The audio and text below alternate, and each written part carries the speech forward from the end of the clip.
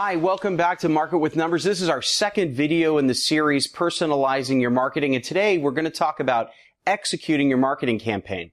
Now, if you're new to the series, then go ahead and click on the button below the video that says New to the Market with Numbers series. That'll get back to our first video, which was about personalizing your marketing. If you're seeing this video somewhere besides our website, then just head on over to marketwithnumbers.com and sign up for the series. It'll get delivered directly to your inbox so that you can get this great insight as well and not miss out on any of the great tips that we're sharing with you. So today, what we're going to do is we're going to focus on taking the personalization that we talked about in the last video and actually applying it to your marketing. So we did talk about a number of different marketing personalities last time, and if you'll recall, we had several of them. The greeter, who was responsible for establishing the unique value proposition in your target market. We had the concierge, whose job it was to paint a vision of what life would be like with your product or service. And then there's the consultant, whose job it is to understand the needs of your prospect and then align the features and benefits of your product or service to those needs. Then the ambassador's job was to facilitate the sale. At this point, then we move on to becoming a customer, and we had several personalities we talked about there. We talked about the butler, which provides excellent customer service. We talked about the surveyor. The surveyor's job is to survey your customer satisfaction, find out whether or not they're happy with the product or service you've delivered, and identify any issues that there may be. And when there are issues, the diplomat takes over. When the diplomat is able to take a dissatisfied customer and turn them into a satisfied one, then we have the miner, whose job it is to find new opportunity from that existing customer base by upselling, cross-selling, or getting referrals.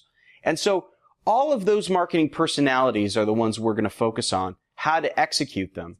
Now, the one thing that's critically important is that your audience is made up of all of the different segments that these marketing personalities address. And so whatever you do, you need to be able to have a marketing campaign to address each and every segment. If you leave one out, what you'll find is that you're actually going to miss an opportunity to move from one group to the next, and the only people who will make it over that jump were people who were already past that part of your sales and marketing process. So this is not something you want to do. You want to make sure that you fill in all of those gaps.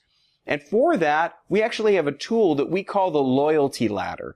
Now, the loyalty ladder, as we're showing an example here, is an opportunity for you to create a campaign of every color, of every stage, all the way along that framework, so that you have something to lead your prospects from one group to the next. And as an example, you might have a newsletter that you ask your customers to sign up for. That newsletter operates essentially as a greeter campaign. It explains what you do. It's a very small value exchange. And every step of the way as you go up, your goal is to increase the level of exchange that you have with your audience. And as you go up, they become more and more interested in what you have to offer. That way, you can slowly increase the level of trust you have and slowly increase how they are sharing information with you to the point where you've gained the opportunity to earn their business. So when we use the loyalty ladder as a tool, we make sure that we can write down for our clients what campaign fits each of the colors as we go up the ladder. If we don't have a campaign at every single step, we know we're missing something. If we have multiple campaigns at the same step, then we know that we're not moving people up the ladder enough. And these are both important things that we need to get right. So as you look at your own business, think about each step along the way and whether or not you have a campaign at each of those stages. And as you go forward, each of the stages needs to speak to the audience need at hand. So for example, at the red color for the greeter campaign, all you're going to be doing is explaining who you are and providing some educational value so that people understand what it is you do and who you help most. When you move up to the concierge level, the orange campaign, then you're going to be focusing on what life is like with your product or service. And this can take on a number of different forms. Sometimes people use imagery to paint a picture on their website or brochures of what life would be like with your product or service. For example, let's say you run a pool cleaning business and you want to paint a picture of people being able to use their pool in a way that they don't have to worry about the dirt or the leaves or taking care of the chemicals. So you have imagery of people laying out by the pool and relaxing. You're not going to have imagery of chemicals and people sweeping and things like that. You want to paint a picture of what it's like to relax, because what you're selling is relaxation. As you move up the loyalty ladder, you're going to then move into the consultant area. Now, the consultant area is about facts and figures. At this point, your prospects are interested in more information that helps them understand exactly how their needs are met by your product or service. So you're going to start thinking about the benefits that your product provides. Not the features, not the list of things you do, but the problems that you solve and the way you solve those problems. Now, oftentimes, you may have a target market where the things that you actually do for them and the needs they have are varied among different people. In this way, you might need to use technology to help split your audience up into groups that have different needs so that you can explain how your product meets those needs.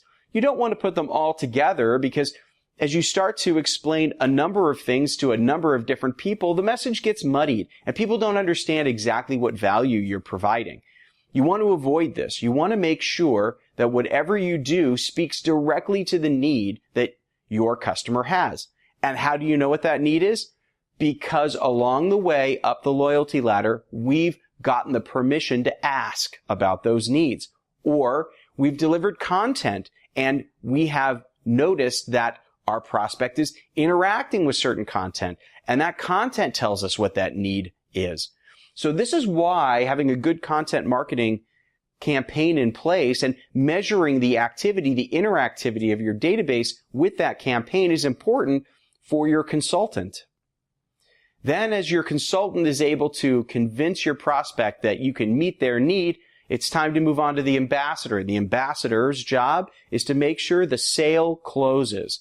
Now, not with a blatant focus on closing the sale or collecting the money. This is about leading your prospect through a process that they feel comfortable doing business with you, so that at the end of the day, when money changes hands, they feel comfortable that they're going to be taken care of. That's why we use the term ambassador. This is someone who leads and guides and provides an entrance into the realm of becoming one of your customers.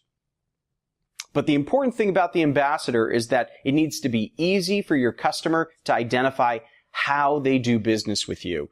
This means an e-commerce function. This means being able to send invoices electronically. This means a very clear path to how money changes hands.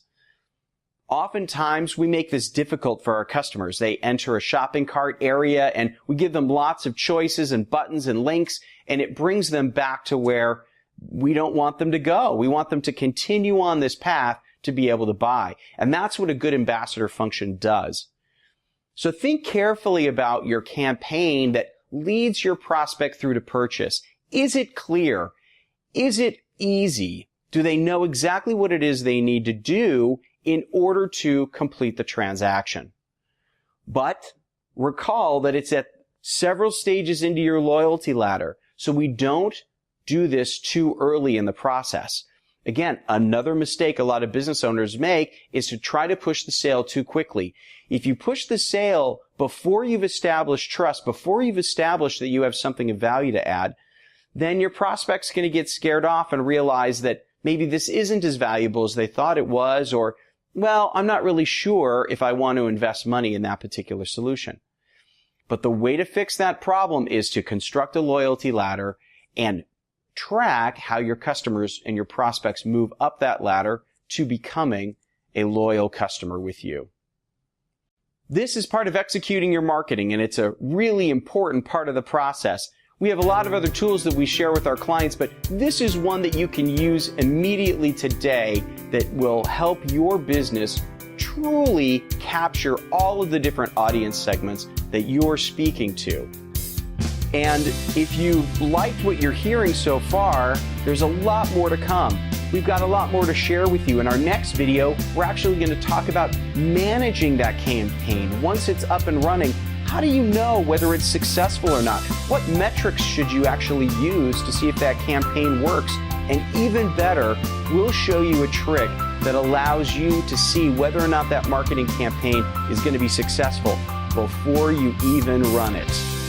That's something you don't want to miss. It's one of the secrets that we bring with us from the largest corporations in the world that have marketing budgets that far outspend any of our small and medium-sized business customers.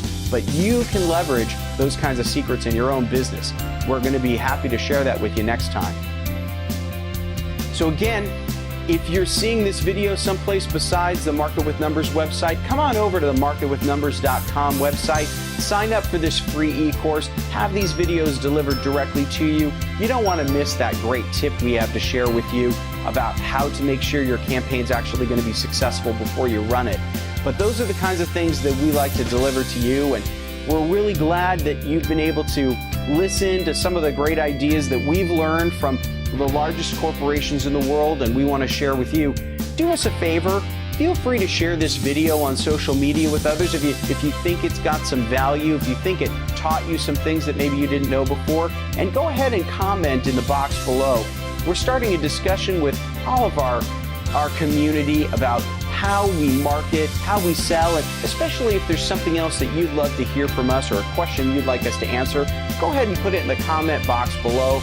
We want to respond to those comments, and we listen to our community, want to be able to engage with you. So go ahead and do that. Until then, my name's Frank Bria. This has been Market with Numbers.